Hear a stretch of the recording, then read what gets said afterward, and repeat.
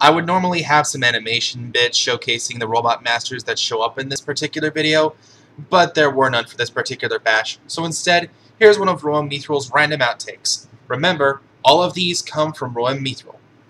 An infinitely more annoying counterpart to the bomb throwers that we're familiar with. The fragments from their boulders tend to last an annoyingly... There's nothing to say about that one. So yeah, here's Tier 2 of the top 100 hardest robot masters. At number 90 is SRN002, Mercury, from Mega Man 5 for the Game Boy.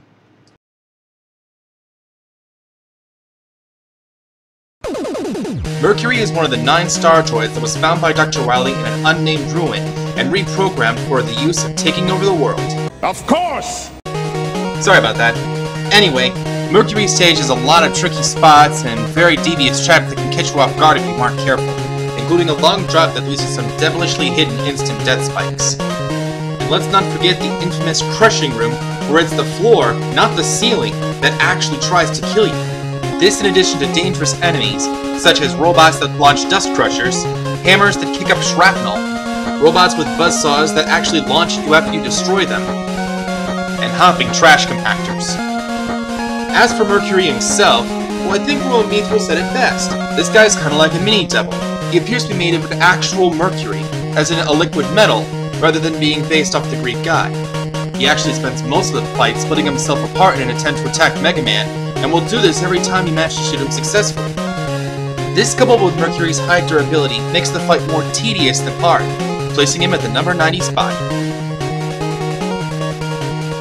At number 89 is DWN018, Magnet Man from Mega Man 3. Magnet Man was created by Dr. Light and Dr. Wily for the purpose of controlling powerful magnetic forces, but later Dr. Wily reprogrammed him for his own needs. As you'd expect, Magnet Man's entire stage revolves around powerful magnets, including these powerful magnet robots that can lift you up and carry you across the stage.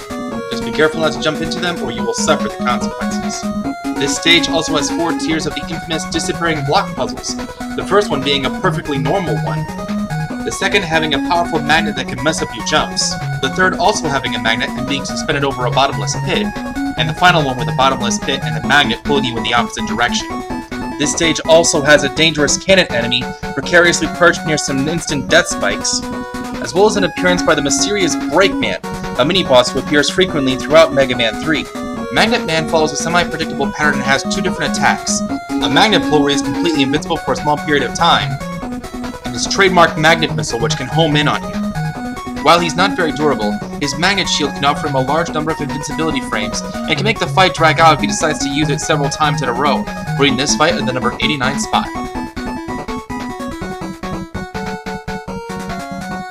At number 88 is DWN013, Crashman from Mega Man 2. Crashman was an invention of Dr. Wily used for the sole purpose of destroying Mega Man, and was created using designs of both Bomb Man and Guts Man, creating an excellent combination of offense and defense. One of the most infamous things about Crashman's stage is the number of respawning tellies that appear, especially in the moving platform segments. There's also the blocky enemy, which will launch pieces of itself at you once you hit it, and a ladder section with some annoying pippies that can only be bypassed using a special glitch in the game. Otherwise, you're going to find yourself in some serious situations, which can frequently cause you to have to restart this particular section if you're doing a perfect run.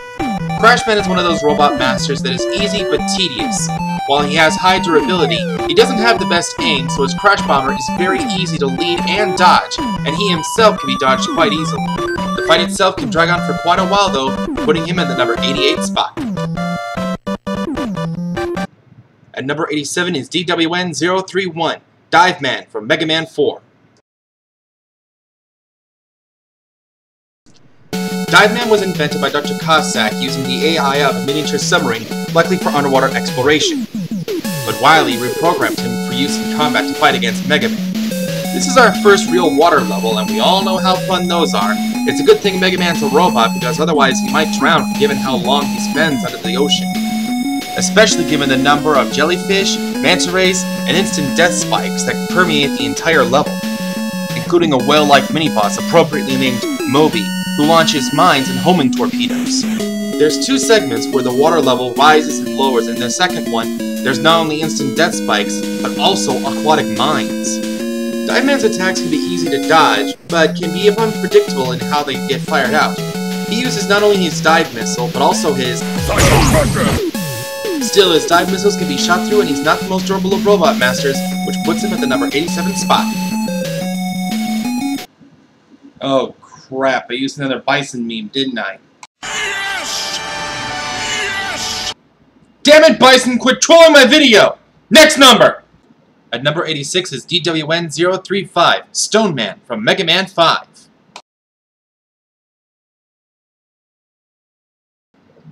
Stone Man is an invention of Dr. Wily's who was used to frame Proto Man for his own evil deeds, and was created to look like and be as tough as a pile of bricks. Being used in Wily's plot to frame Proto Man for his own evil deeds, Stone Man's prime directive was to take over a mining colony inside a mountain so that Gyro Man could take over a much higher location. While Stone Man's stage itself is not very difficult, it is incredibly long and tedious, and it can be easy to fall asleep if you're not paying attention.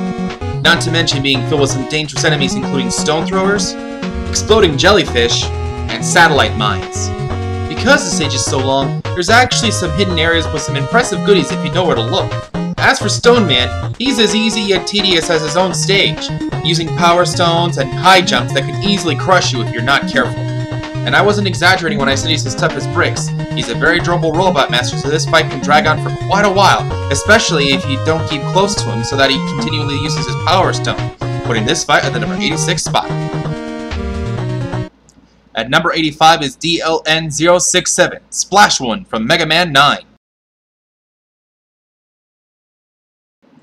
Splash One was invented by Dr. Light for the purpose of rescuing people from sinking ships and beach accidents, but she was nearing her expiration date, so Wily found her and reprogrammed her for his own evil purposes. Lots of people have wanted a female robot master, and I'm very happy they had one, but with the amount of fan art I've seen, I'm starting to think it may have been a bad idea. Don't get me wrong, there's been some great pictures, but at the same time I think Splash Woman is bringing out the pervert in most gamers.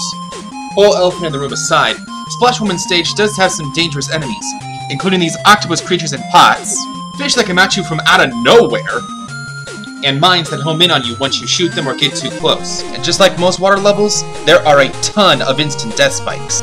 Splash Woman's stage also reuses a platforming section straight out of Wave Man's stage, and we'll get to him later on down the line.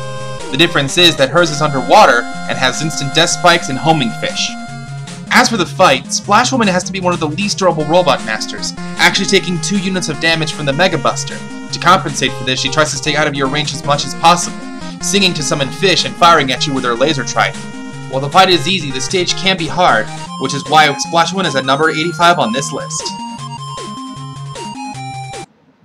At number 84 is DWN-041, Blizzard Man from Mega Man 6.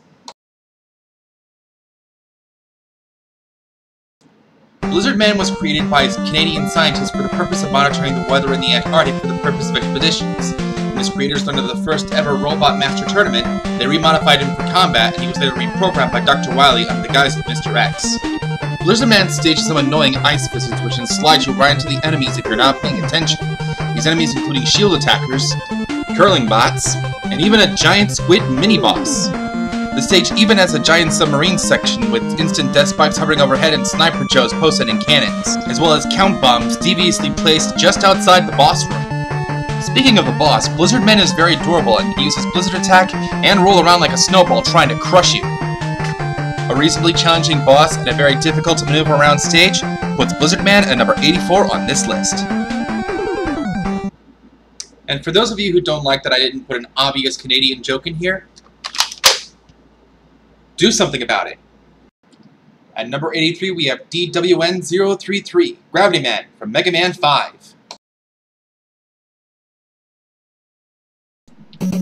Gravity Man is a creation of Dr. Wily and was designed with the ability to control gravity in his immediate vicinity. He was then sent to take over a research facility for his own evil plans. This stage has an interesting gimmick where the gravity will actually reverse when you go through certain arrows on the stage itself, which can also affect certain enemies. This can get a little confusing at times, especially because your controls are actually reversed for the duration when you're upside down on the ceiling. There are also cannons that pop out of the ground and can surprise you if you aren't prepared, and a giant power master ready to stomp you like a heavyweight. The fight with Gravity Man is unique in that you start on the ceiling while he starts on the floor, and he can use his gravity pull to swap positions with you, trying to run into you or blast you. His movement pattern is somewhat unpredictable, and it can be easy to run into him and take some serious damage, putting Gravity Man at the number 83 spot on this list. At number 82 is DLN00B, Oil Man from Mega Man Powered Up. Oil Man is an experimental robot created by Dr. Light to help earlier model robots keep up their oil reserves. He was captured by Dr. Wily and reprogrammed for his own villainous purposes. This stage introduces a new mechanic in video games, the oil physics, which can cause you to slip and slide all over the place. In addition, whenever the oil makes contact with flames, it'll catch fire and take several seconds to burn out. And it doesn't help that the level happens to be populated by hotheads. Luckily, fire is not instant death like spikes can be. This level also has a new type of mentor enemy that hides in cactus and shoots out spines, as well as an unnerving amount of screw bombers. And while this level does have a big eye, the area where you fight him in leaves you a lot of room to be able to deal with him very easily. When fighting against Oil Man, he will fire blobs of oil at you in an attempt to hit you. He can also spam his Oil Slider move, which can very easily run into you for some severe damage. He does have a predictable pattern, it's just that he can sometimes throw you a curveball, and he's not exactly the most typical of robot masters, putting him at number 82. At number 81 is DLN003, Cutman from the original Mega Man and Mega Man Powered Up. Perhaps the most iconic of the robot masters, Cutman was created by Dr. Light to be a timber-felling robot. It's interesting that his personality in Mega Man Powered Up is a lot different than his personality in the TV series. How do I compare them? Well, let's see how you do against Kung Fu Cutman! Yeah! This one's mine! Nobody gives me a bad haircut! You're toast, mister!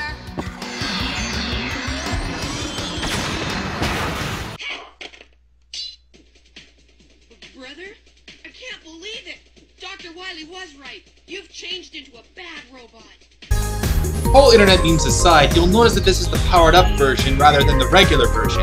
This is because this is actually a bit harder, and we're not talking just like Bomb Man stage. Roahm Mythril literally gave Cutman an extra point on the powered up version as opposed to the regular version. And considering the tightly packed beaks, more sporadic rolling cutter generators, the flying octopus batteries, and the ever-annoying Big Eye, I honestly can't blame him. The fight against Cutman is also a lot harder than it was in the original version. You can't King of the Mountain him since he no longer gets stunned whenever you strike him. Plus his hyper attack would render this strategy pretty useless in a hurry anyway. All in all, both the stage and the fight are harder than it was in the original Mega Man, but it's still not the hardest, putting Cutman at number 81. For all intents and purposes, you can consider Tier 2 done. Tier 3 is coming up next video.